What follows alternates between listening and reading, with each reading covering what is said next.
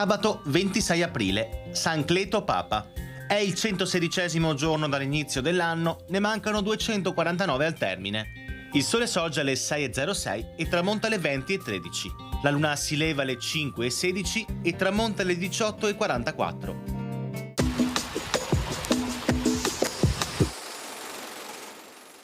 Dopo un movimentatissimo conclave durato ben 24 giorni con circa 70 scrutini, viene eletto doge Marino Grimani. È di famiglia ricchissima, proprietaria tra l'altro, oltre che del Palazzo di San Luca, dell'Osteria dello Storione in riva a Vina Rialto e di molti terreni a Carrara, Padova, Stra, Montagnana, in Polesine e a Treviso.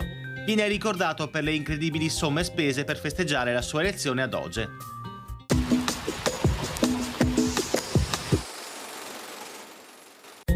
Le previsioni per domani. Cielo irregolarmente nuvoloso con varie schiarite. Nubi probabilmente più significative sulle zone montane e nelle prime ore anche sull'alta pianura.